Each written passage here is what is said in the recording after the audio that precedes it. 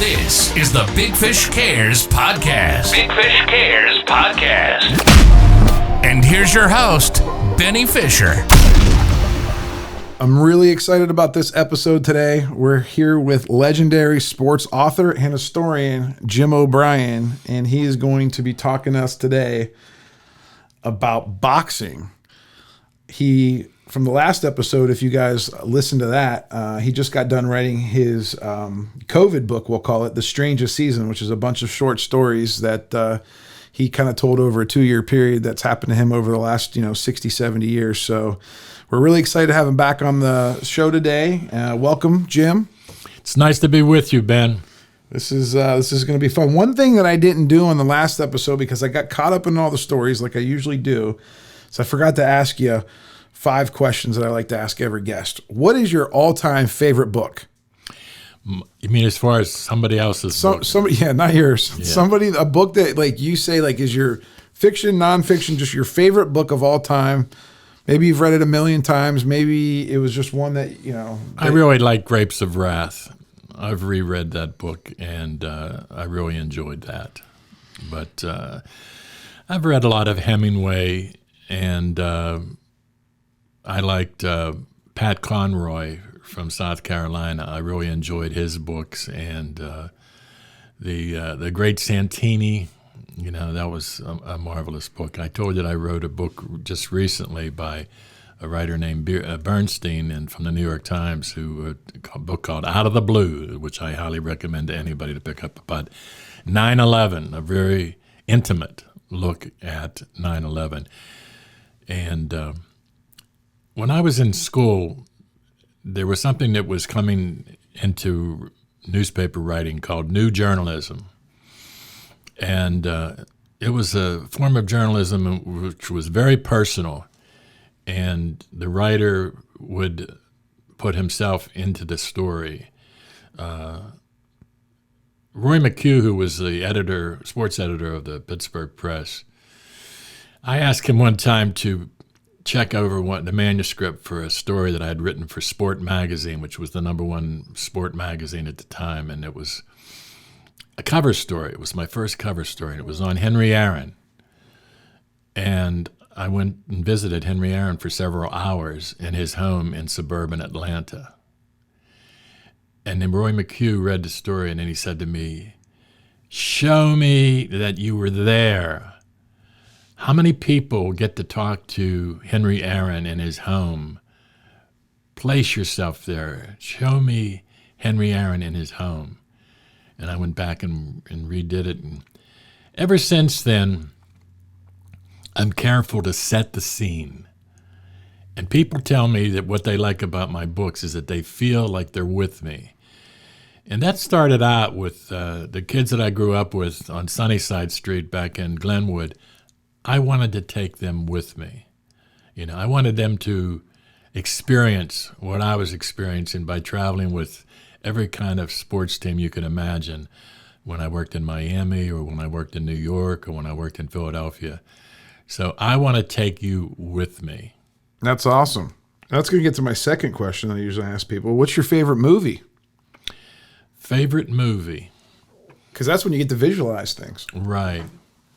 Well, I just recently wrote about a movie that I liked a great deal, which was On the Waterfront, with Marlon Brando and George C. Scott. But is that your favorite movie? Well, it's one of my favorite movies. I need your favorite movie, Jim. Just one. My favorite movie. Geronimo. All right. Listen, it's your favorite list. What's your favorite travel destination?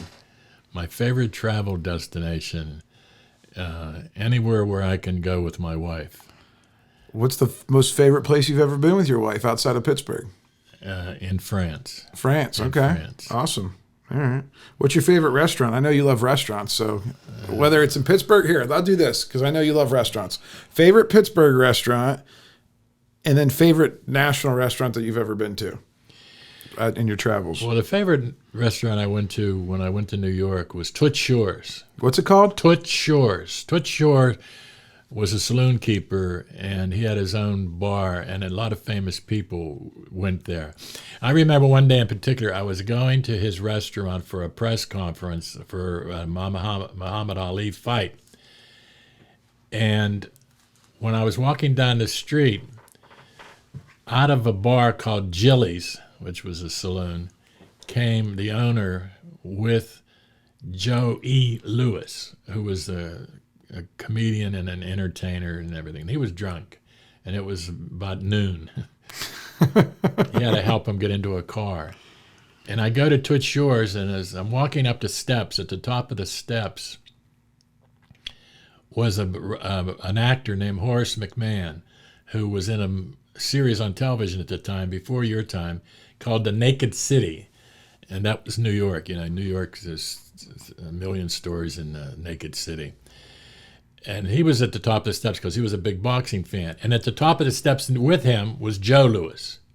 The boxer. The boxer. Yeah. And I remember saying to my wife, New York's the only place where you'd see Joe E. Louis and Joe Louis on the same street. And that was one of the things that was so magical about being in New York. And when I first got there, I had sort of missed the period where sports writers hung out at bars and stuff like that into the late night.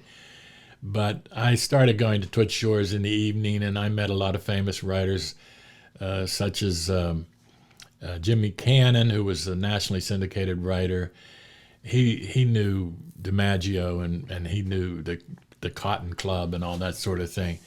And Twitch Shore was eager to have a new disciple, so he sort of embraced me, and, you know, Howard Cosell. Is Twitch Shore still around, you think? No. When they close? Oh, probably just before they shut down. So that's for all my younger listeners. If you guys are trying to make an open table reservation, Twitch Shore. It's not going to be available. 21 is still there. I've been taken to 21 in New York, and that's still So what's your favorite Pittsburgh restaurant? Atria's. All right.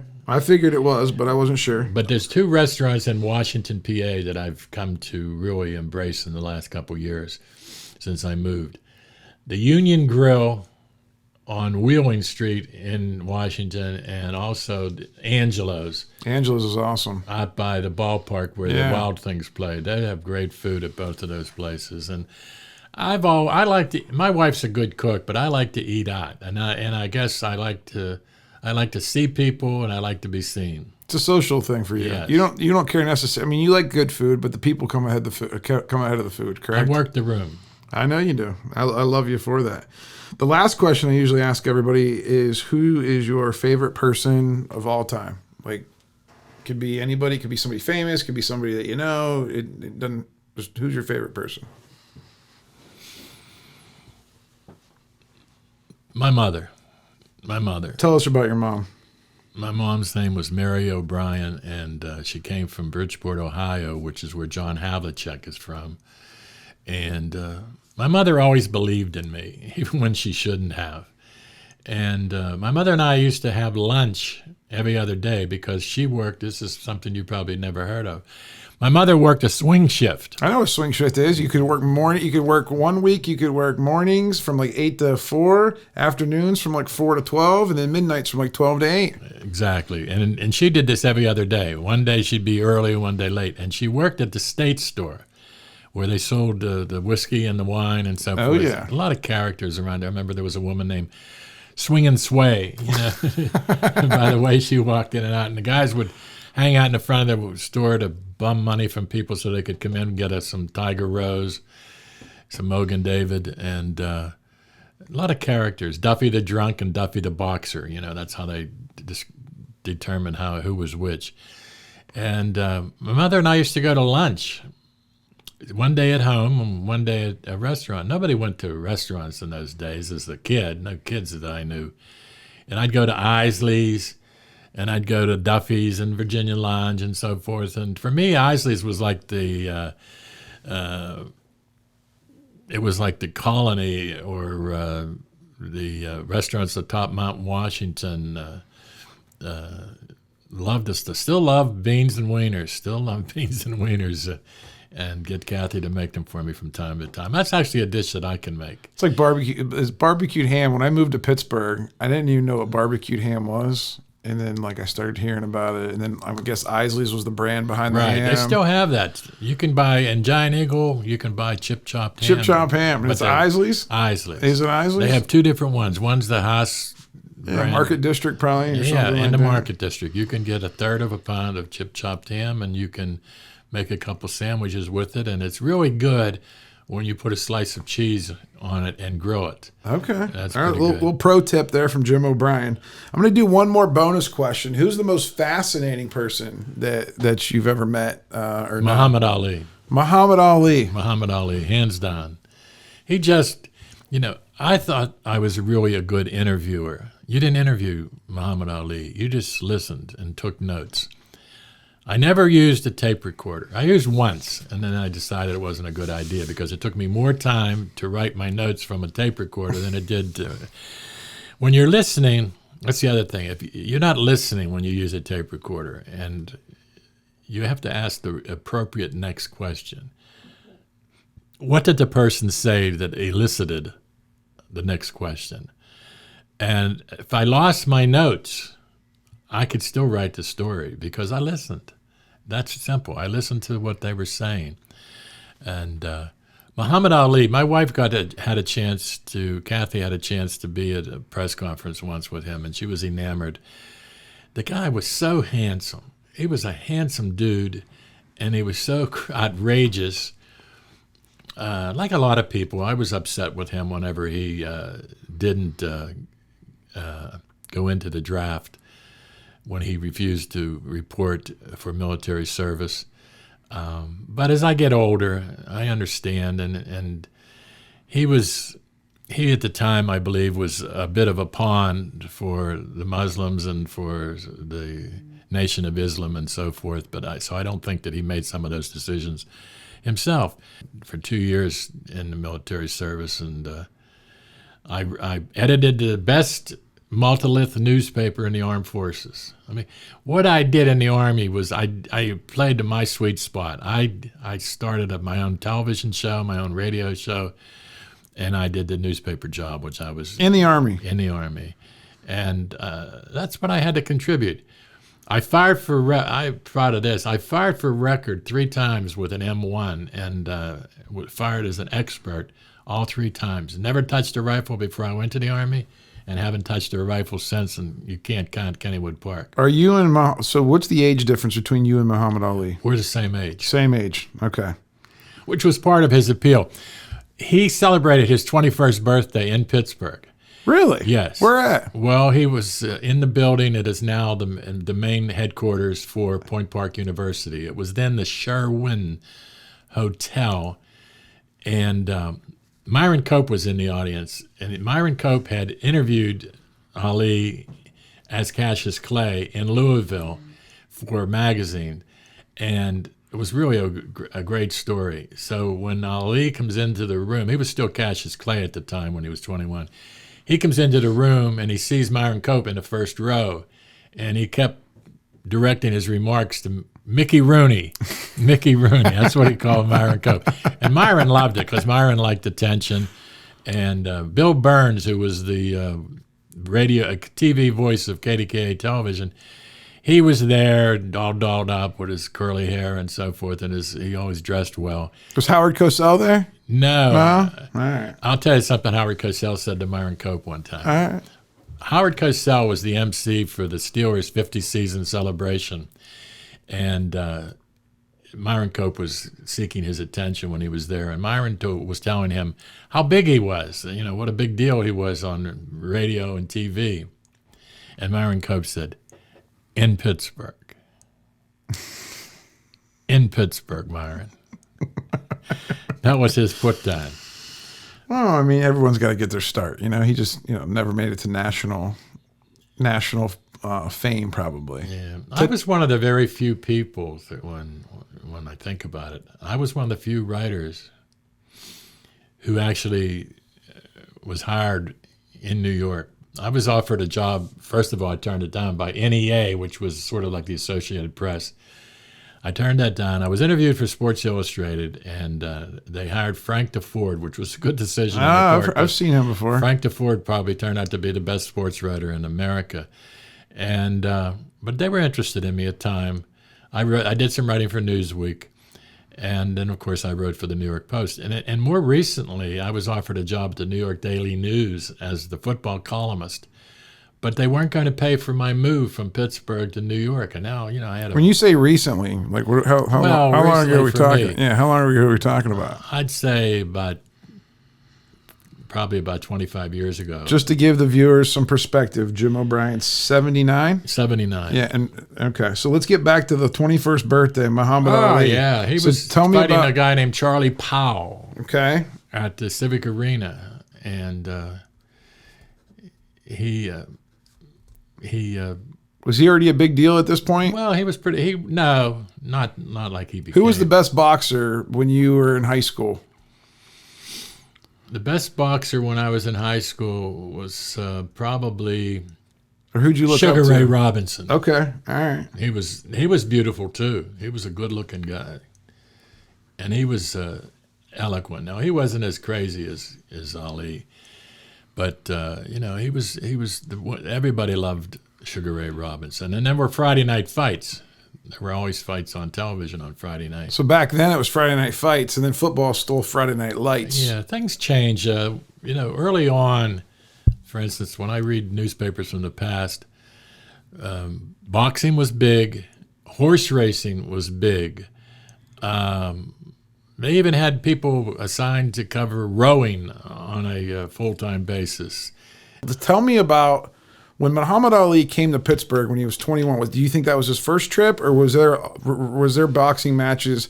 First of all, how often were these guys boxing? Because nowadays these big fighters, they box once a year. Right. Back then, though, they boxed much more often, correct? Well, not as often as, for instance, one of Pittsburgh's great fighters was Harry Greb. Okay. And Fritzy Zivic, and they boxed over 200 matches.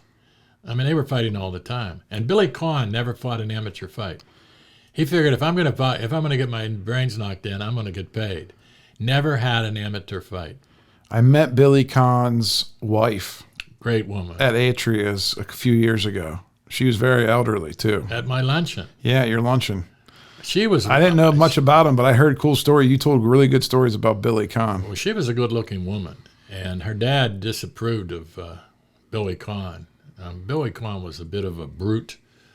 She went to a classy girls' high school and went to a college in suburban Philadelphia, and her father didn't want any parts of Billy Conn. In fact, her father and Billy Conn got into a fist fight at the baptism of Tim Conn, who I still see, Billy's son, and Billy broke his hand and had to pass up a fight because of his fight with his father-in-law. What weight class was Billy Conn? His name was Greenfield Jimmy Smith. Well, he was a natural light heavyweight. But okay. He went up in size to fight Lewis. So he fought the big boy. I mean, so Billy Conn fought on a national. I mean, he was known nationally back in the day. Okay, and boxing was so big. I'll give you an example. When he fought Lewis in New York, at the Pirates game in Pittsburgh that night at Forbes Field, they were playing the Cincinnati Reds. And they stopped the game in about, I'm not positive about this, but let's say the fourth inning. They stopped the game. Players retreated into the dugout. And over the PA system, they had the fight in New York over the PA system. Oh, wow. Imagine that. Yeah, that doesn't happen nowadays. And Billy Conn, this is...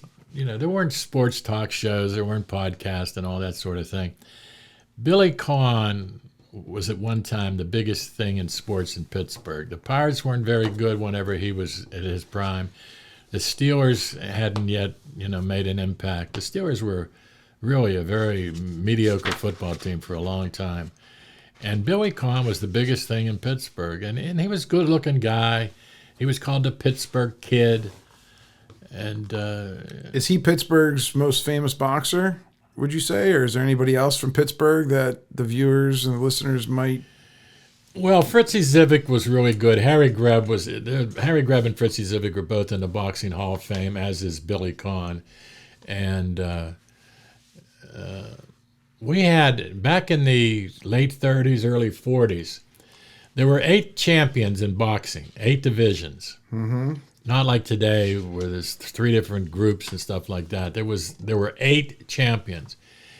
And over a 16-year period, not necessarily at the same time, but over a 16-year period, Pittsburgh and Western Pennsylvania could claim 6 of the 8 world titles. Wow. 6 of the 8. That's how big of a boxing town this was. And did they always fight at the Civic Arena? And this is prior to the Civic Arena. There's a place you can still see over in East Liberty section of Pittsburgh called Motor Square Garden. Still there. And it's used for retail shopping and stuff like that now. But that was one of the places. And there was a place called Hickey Park. And there were places in the perimeter of the city where there were, boxing camps and stuff like that. But Pittsburgh has an interesting boxing history that's fascinating to read about and so forth. What? I went to Miami. That's where I got my schooling in boxing. I had been involved with the Golden Gloves in Pittsburgh and so forth as a young writer. But when I went to Miami, I was there. I was hired to cover the Miami Dolphins, but I also did boxing on Miami Beach. And they had a Fifth Street gym.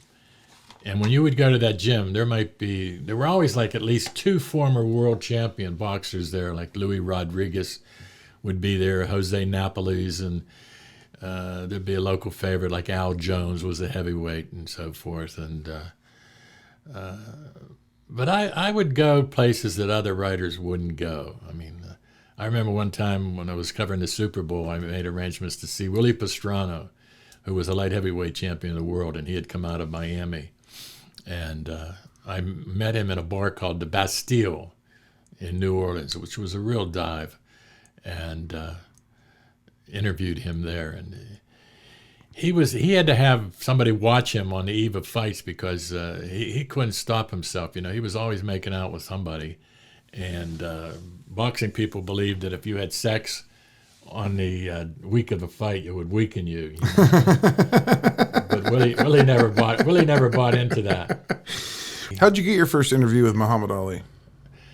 In the Fifth Street gym, where he was really comfortable. Where you just walked in and said, "Hey, I'm Jim O'Brien." Well, first of all, tell me about that. How that goes? That's something that I always did. See, you just did something where I walked in. It's the same as I did with your staff. I introduced myself. I don't assume that somebody's going to know me. And when I was interviewing ball players in the locker room and so forth, I always introduced myself. A lot of writers would just walk up and start asking questions. I always introduced myself. And I'll tell you a funny story about boxing. When I was 14 years old, I was at the Pitt Fieldhouse for the Golden Gloves. That's when I met Myron Cope. But I also, the boxing manager of the Glen Hazel Boys Club, Cy Obrisky, he introduced me to a young fighter from Rankin who had fought Cassius Clay in Louisville. Terrible fight. You can still see it on YouTube. His name is Alonzo Johnson, and he was every bit as good looking as Muhammad Ali or Cassius Clay. And so he introduces me to him, and he says, "Jim," he said, this is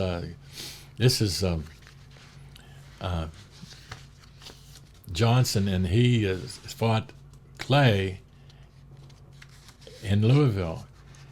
And he said, "Alonzo, this is Jim O'Brien. He's the sports editor of our local weekly newspaper."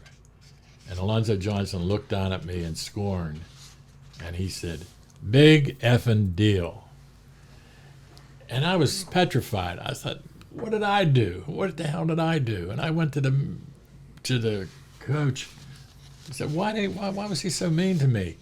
And he said, he's full of himself. Don't let it bother you. Don't forget it. That's what he said. Forget it. So fast forward about 20 years, and I'm in Caesar's Palace in Vegas for one of Ali's fights. And I'm in the lobby, and they have boxing rings all over the place. And they got fighters fighting and sparring and that sort of thing. They got heavy bags, light bags, activity. And the whole idea was to create a boxing environment where sell tickets.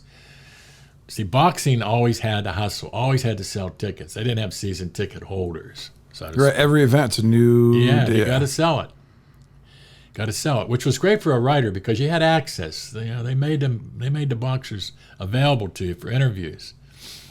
And I'm in the lobby, and Angelo Dundee comes running after me. And Angelo was great for writers. I mean, he was such a friendly fellow and so forth. And he was running the Fifth Street gym. He says, "Come here, Jim. I want to introduce you to somebody." And he takes me, and all of a sudden I'm walking toward this heavy bag. A guy's punching away at a heavy bag, which is no fun. And I recognize that it's Alonzo Johnson. So he says, "Jim, come here. I want you to meet somebody." And he says, the introductions were now reversed. He said, "This is Jim O'Brien. He's a sports writer with the New York Post, the largest evening newspaper in the country, and he does a lot of Ali's fights. Jim, this is Alonzo Johnson. He's Ali's sparring partner." And I told you I was from Hazelwood, Glenwood. And I said, I looked at him quizzically, and I said, "Sparring partner. Sparring partner. Big effing deal." And turned and walked away. Wow, it's like the old mic drop now. Yeah. And Angelo Dundee chased after me, and he said, what was that all about, Payback. I said, "Payback." I said, "You got time? I'll tell you the story." I said, "The hell with Alonzo Johnson." And there was a writer from Baltimore named John Stedman who wrote a column. That's the first time I've ever heard of you being mean to someone. Oh, he called me. John Stedman used to come in with the Colts, and he'd be in the press room and eating something, and he'd see me, and he'd say, "Jim, come on over here. Tell these guys your boxing story."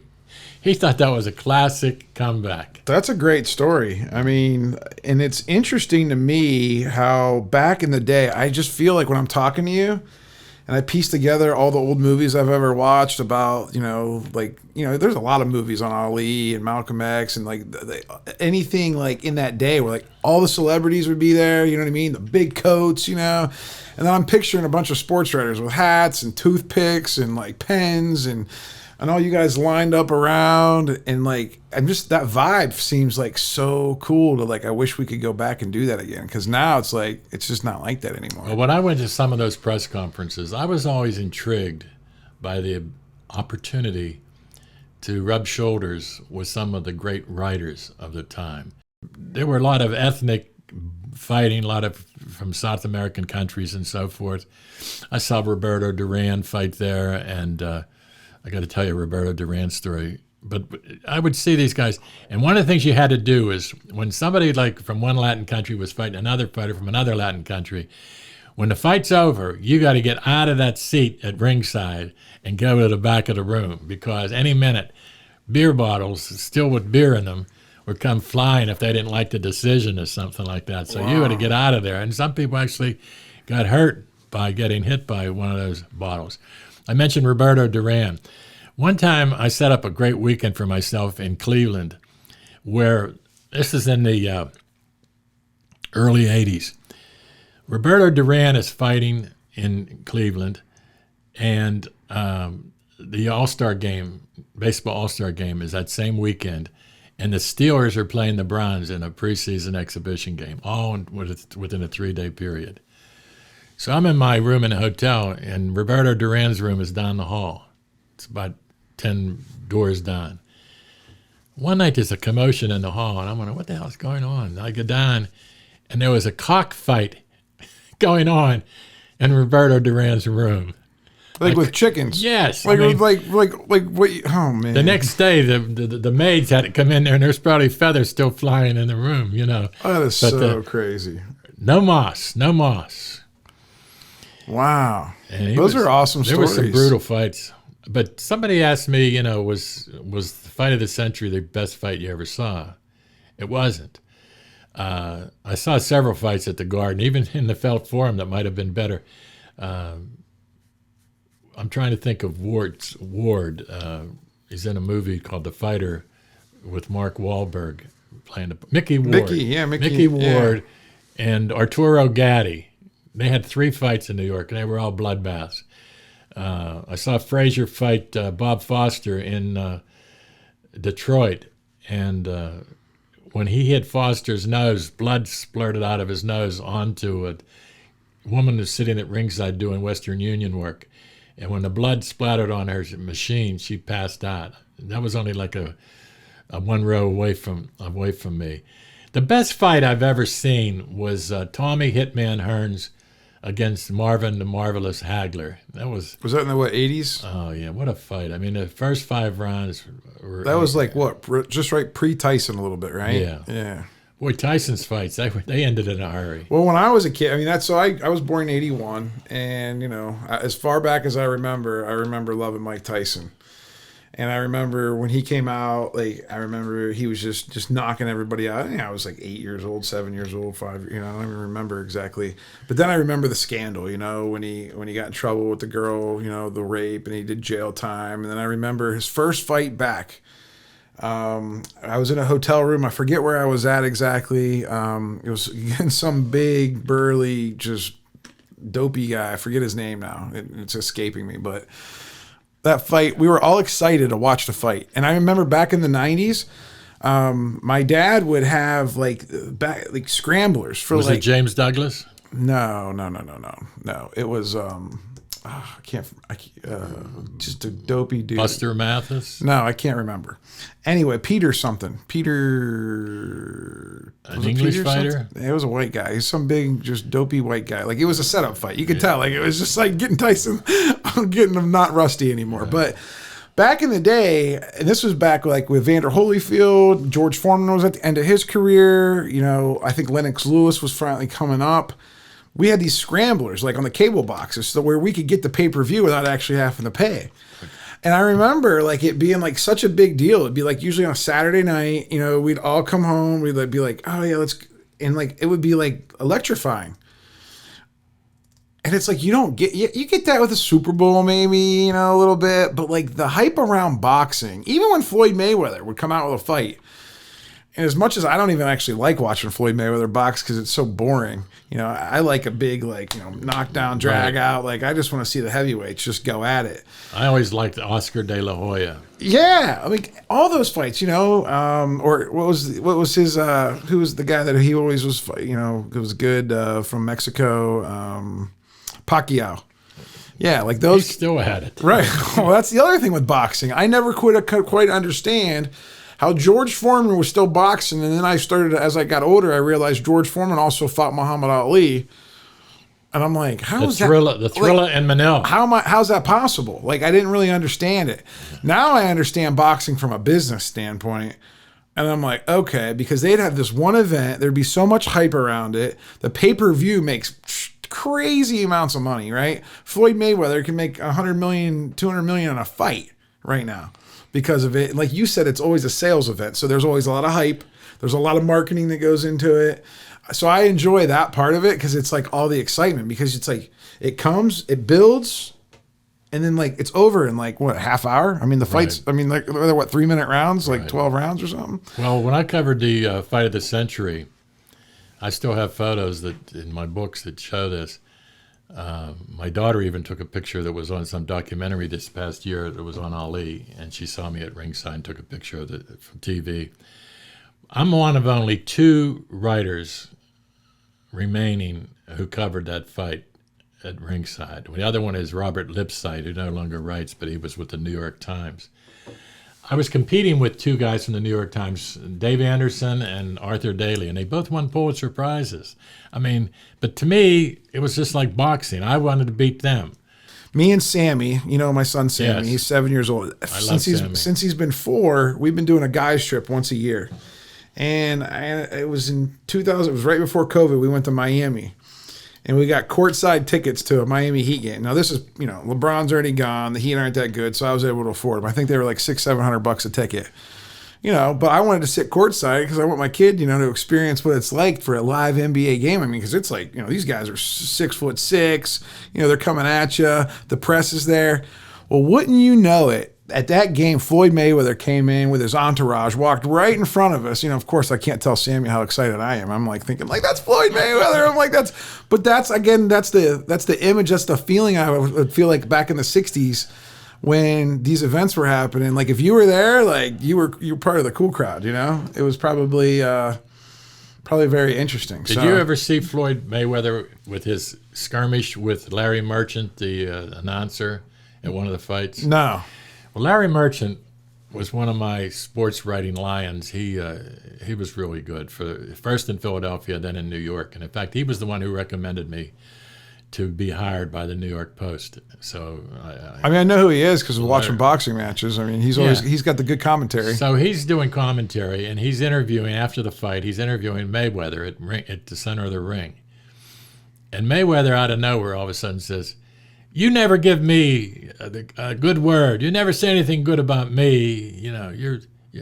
And Merchant's like stumbling a little bit, and he's going, "Yes, I do. You know, yes, I have," and everything. "No, you don't. You don't give me a fair shot. You're always making fun of me and everything else, you know. And I should knock you on your, can." And Merchant, who was in his 60s at the time, said, "If I were a young man, I'd knock you out, you know." And Merchant was about 5'6". 5 foot, yeah. He's just, yeah. Well, Floyd's not really that big of a guy, though. But I mean, I guess he's intimidating. How do you feel about what happened to boxing? Because I feel like boxing, and then Floyd made it kind of cool. But again, it's not that heavyweight fight, right? And I feel like the heavyweights it hasn't been exciting since like, Lennox Lewis and some of those guys. So like what happened to boxing over the last 20 years where like the heavyweights just aren't. You mentioned Lennox Lewis. I was watching a fight one night with Lennox Lewis, and he's fighting a guy named Frank. Big Frank, yeah. From London. Yeah. From London. I can't think of the name. I wish I was sharper at this stuff. So he loses the first 6 rounds. Mm-hmm. Holyfield does. And so my wife comes home, and she walks in the house, and she wanted me to do something. And I said, "Hold on." I said, "I got to watch this." I said, Frank Bruno. I said, "This guy's lost." Thank you. "This guy's lost every round, but he's going to win." And he did. He finally came alive, and I just could tell that the other guy was vulnerable. Bruno, yeah, he was an English fellow. But what happened to this heavyweight? Like, it's like, did UFC just take over and now everybody's more into like real fighting where like they can like get on the ground and wrestle and box at the same time? Well, I hate this extreme fighting. It should be. You don't like UFC? No, it should be outlawed. Do we think that that's probably what happened to Muhammad Ali, right? Is that why he had Parkinson's and stuff like that? Right. But like, what about other guys? Like, like George Foreman seems like he just keeps on ticking. Well, everybody's different in that regard. I remember the night of the Ali-Frazier fight. I told you I was at ringside. When the fight was over, my stomach hurt. It hurt because during that fight, both of them at times just dropped their gloves to their sides and let the other fighter punch them in the stomach as hard as they could. And when the fight was over, you felt as if you'd been in the fight. And I know that Ali definitely went to the hospital, and he was urinating blood. So it's definitely a rough sport, and it's the old gladiator. I've seen a bullfight in Spain, in Madrid, and Hemingway used to write about that, and I didn't think it was a fair fight. The bull doesn't have a chance. The bull's kind of like at a slaughterhouse. Well, listen, it's been great talking with you about boxing. That's one thing that I feel like that I don't know a lot about, other than the couple of the names I mentioned: Tyson, Holyfield, Lennox Lewis, Floyd Mayweather. That's the 1985 to present, boxing. It's good to see the social side of the events back in the 60s and the 70s. I think that's really cool. It, like you said, it's probably because of the safety of the boxing. They cry about quarterbacks getting sacked. Right. So which I get, because I have a kid, he's playing football. Like, I don't want him to get hurt. It's not worth it. There's a lot more to life than 0.00001% of us will ever make $1 playing fighting or playing NFL sports. So I get that side of it. I also see the gladiator side, right? Like, people for hundreds and thousands of years have been watching people get destroyed. Well, I was at a Penguins game and this year, and I was sitting behind 4 women wearing Murray on the back of their jerseys, and I asked them if they had a mass mourning when Murray left the Penguins. But there was a Philadelphia Flyers fan sitting directly behind me. He ruined the night for me, ruined the experience. He never shut up. He said Jesus Christ every 2 minutes. He said a few other words. I mean, there were women sitting around and so forth, and he just was out of line. And he was supposed to be a Flyers fan, but all he kept doing was deriding the Flyers and calling them, they suck. And he was like heckling his own team. Heckling his own team. Yeah. And the younger Jim O'Brien would have turned around and punched the guy. I mean, there's no doubt in my mind, but he's gotten a little brighter in recent years and safer. There was a big guy sitting next to me, and I was about ready to prod him. He was young, to make that guy stop, especially because he was swearing, and this guy had a young wife with him. But the guy was obnoxious, just obnoxious, and that's a shame, because that's one of the reasons why I find that I don't enjoy being in the crowd at a Steelers game as much as I once did, because fans don't know how to behave. They really don't know how to behave. And John Steigerwald says, just watch the game. Just watch the game. Well, I appreciate the insight on boxing. But we're going to talk some more about boxing. Well, I'm sure. Because you said it's your favorite book. It is my favorite From book. A to Z, a boxing memoir from Ali to Zivic by Jim O'Brien. It's his favorite book that he's ever wrote. And he's wrote 31 of them. He's really proud of that. And if you want to get a copy of any of his books, you can just Google Jim O'Brien, sports Pittsburgh writer, and his website will come up. His phone number will be on there. You can email him at jimmyo64@gmail.com.